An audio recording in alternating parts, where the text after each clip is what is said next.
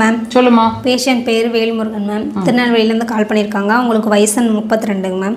அவருக்கு வந்து கழுத்து வலி இருக்குங்களா மேம். C3 C4ல அழுத்தம் இருக்குன்னு சொல்லியிருக்காருங்க மேம். அவருக்கு கழுத்தில் வந்து பெல்ட் போட்டிருக்காருங்க மேம். வண்டி ஓட்டும் போது கூட பெல்ட் போட்டுகிட்டே தான் வண்டி ஓட்டுறாருங்களா மேம்.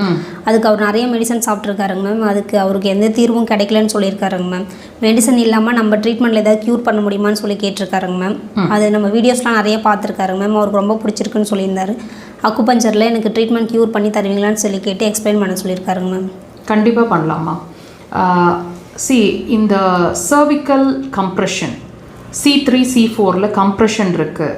இந்த மாதிரி அதாவது கழுத்து சம்மந்தமான வலி உங்களுக்கு இருந்துகிட்ருக்கு, லாங் ரனில் இருக்குது அப்படின்னா கட்டாயம் இதுக்கான காரணம் என்ன, ஏன் சரியாகவே மாட்டேங்குது, என்ன சிகிச்சை முறையில் இருந்தாலும் ஏன் சரியாக மாட்டேங்குது, ஏன் நம்ம வந்து அதை கண்ட்ரோலிங் ப்ராசஸில் ஏன் வந்து பெல்ட்டோடவே நம்ம இருந்துகிட்ருக்கணும் தெரிஞ்சுக்கலாமா.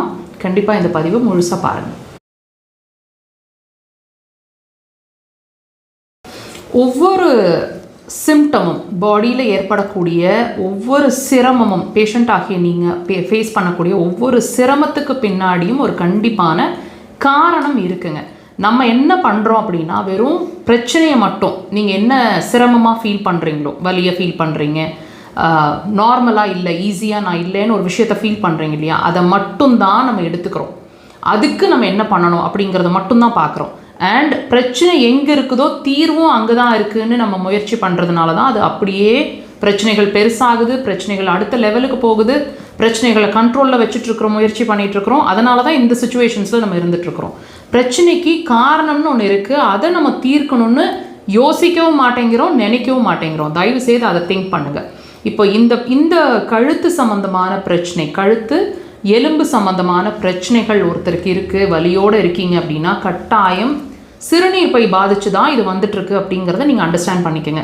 என்ன பிரச்சனையாக இருக்க முடியும், சிறுநீர் பைக்கும் கழுத்துக்கும் என்ன சம்மந்தமாக இருக்க முடியும் கேட்க தோணுது இல்லையா. கட்டாயம் நீங்களே உங்களை செக் பண்ணிக்கலாம். வலியில் இருக்கீங்க அப்படின்னா, நாள் கணக்குலையோ மாத கணக்குலையோ இருக்கீங்க அப்படின்னா கட்டாயம் யூரினரி பிளாடர் நான் சொல்லிட்டேன். ஸோ யூரின் சம்மந்தமான பிரச்சனை, அடிக்கடி யூரின் போகிறீங்க, அர்ஜென்ட்டாக இருக்குது, கடுகடுப்பாக இருக்குது, எரிச்சலாக இருக்குது, நைட்டில் 2-3 தடவைக்கு மேலே யூரின் போகிறோம், இடுப்பு வலி இருக்குது, இடுப்பில் ஸ்டிஃப்னஸ் இருக்குது, மனசில் பய உணர்வு இருக்குது, டெஃபினட்டாக இருக்கும். அண்ட் இடுப்பு கீழே தெம்பு கம்மியாக இருக்குது, கெண்டைக்கால் பிடிச்சிக்கிற மாதிரி இருக்குது, உப்பு சுவையில் வித்தியாசம் தெரிஞ்சிட்ருக்கு, அடிவயிறு ஹீட் ஆகிட்டுருக்கு, அடிவயிறு வெயிட்டாக இருக்குது, ஏதாவது ஒன்று கண்டிப்பாக உங்களுக்கு பொருந்தும். செக் பண்ணி பாருங்கள். இதுக்கும் உங்கள் கழுத்து வலிக்கும் சம்மந்தம் இருக்குது. அக்குபஞ்சர் அதுக்கு சிறந்த நிரந்தர தீர்வு.